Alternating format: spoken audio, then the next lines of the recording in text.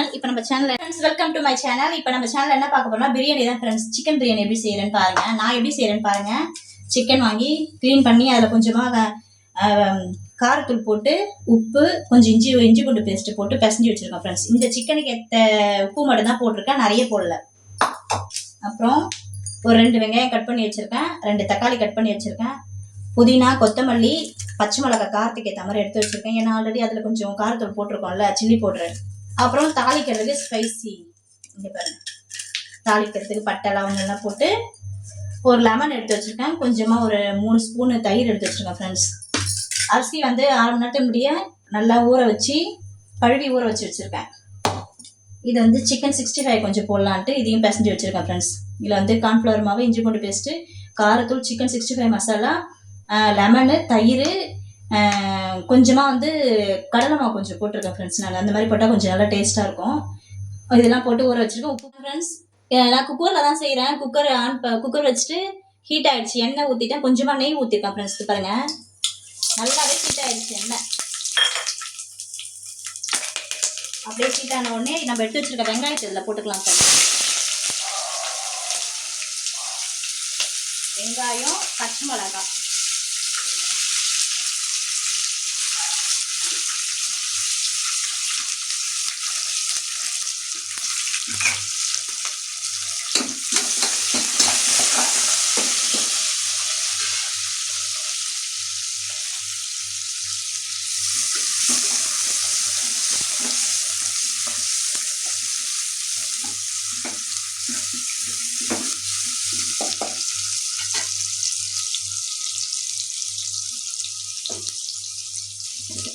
நம்ம பிரியாணிக்கு ஏற்ற கல் உப்பு கொஞ்சம் அதில் சேர்த்துக்கலாம். ஆல்ரெடி சிக்கனில் கொஞ்சம் உப்பு போட்டிருக்கேன், அதனால் கொஞ்சம் கம்மியாகவே போட்டுக்கலாம் ஃப்ரெண்ட்ஸ். பத்த வேணா போட்டுக்கலாம்.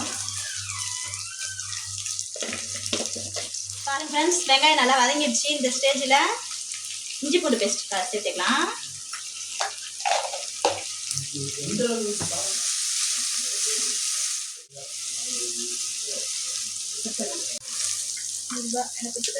நல்லா வதங்கிடுச்சு. இப்போ தக்காளி ஆட் பண்ணிக்கலாம்.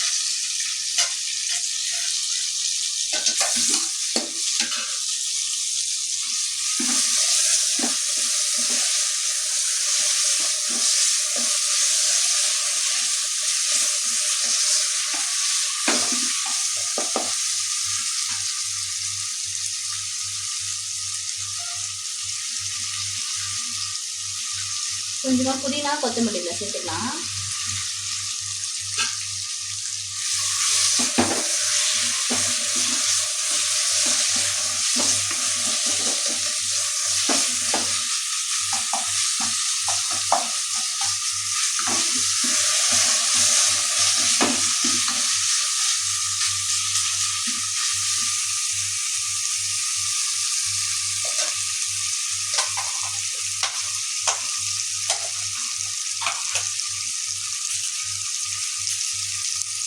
இது கூடவே நான் வீட்டில் ரெடி பண்ண பிரியாணி மசாலா இதில் ஒரு ஸ்பூன் சேர்த்துக்கலாம். இது நல்லா டேஸ்ட்டாக இருக்கும் ஃப்ரெண்ட்ஸ். இது வேறு எதுவுமே நான் சேர்க்கல, இது மட்டும்தான் சேர்த்துருக்கேன்.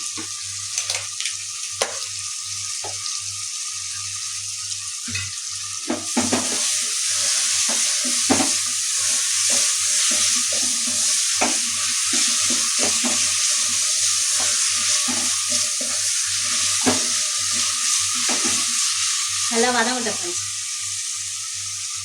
பாருங்க ஃப்ரெண்ட்ஸ், நல்லா வெங்காயம் தக்காளி எல்லாமே நல்லா வதங்கிடுச்சு. இந்த ஸ்டேஜில் நம்ம எடுத்து சிக்கன் அதை ஆட் பண்ணிக்கலாம்.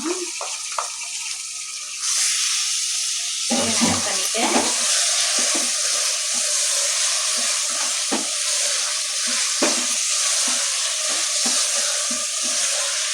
சிக்கனுமே நல்லா ஒரு 1/2 மணி நேரம் அந்த காரத்தூள், இஞ்சி பூண்டு பேஸ்ட்டு, கொஞ்சம் தயிர் வேறு போட்டு ஊற வச்சேன் ஃப்ரெண்ட்ஸ். அதை சொல்ல மறந்துட்டேன். உப்பு எல்லாம் போட்டு ஊற வச்சுருக்கேன். ஒரு 1/2 மணி நேரம் ஊறணும். இந்த ஸ்டேஜில் அப்படியே இது கூடவே நம்ம எடுத்து வச்சுக்க தயிர் ஆட் பண்ணணும்.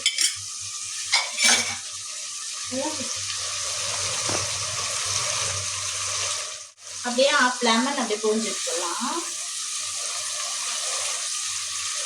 ஏன்னா ஜாஸ்தியாக லெமன் தேவையில்லை, ஏன்னா தயிரும் கொஞ்சம் பிடிக்கும், அதனால் 1/2 லெமன் போதும்.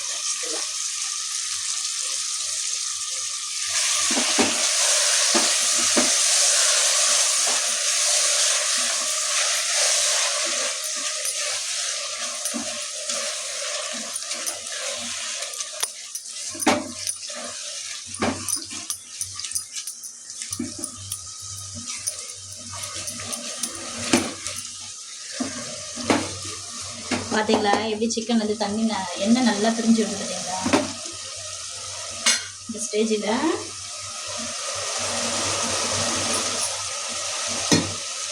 நம்ம ரைஸ் எடுத்தோம்ல, இந்த கிளாஸில் தான் நான் ரைஸ் எடுத்தேன். 2 கிளாஸ் எடுத்துருக்கேன். இதில் நான் 4 கிளாஸ் ஊற்ற போகிறேன். 1 2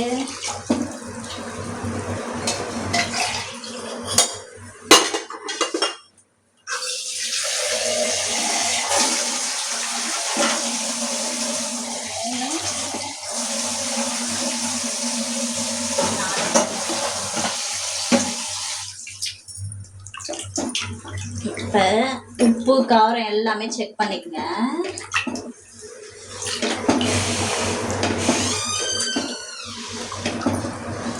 போட்டுட்டு தண்ணி தேவையான அளவு ஊற்றிட்டாங்க. நல்லா கொதிக்குது. இந்த ஸ்டேஜில் நம்ம எடுத்து வச்சு ரைஸை ஆட் பண்ணிடலாம்.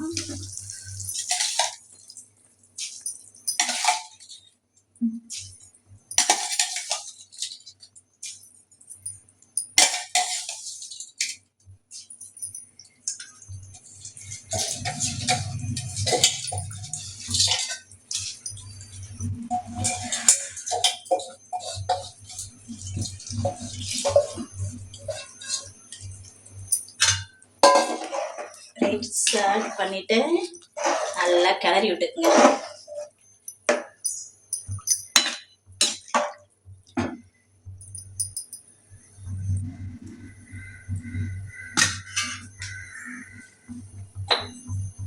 கிளறி விட்டு இந்த ஸ்டேஜில் நம்ம எடுத்து வச்சிருக்க கொத்தமல்லியும் புதினாவையும் இதில் போட்டுக்கலாம்.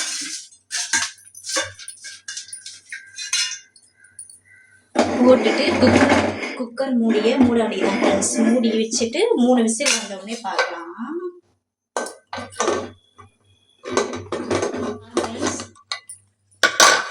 வாவ், சூப்பராக வந்திருக்கு ஃப்ரெண்ட்ஸ். பார்த்தீங்களா?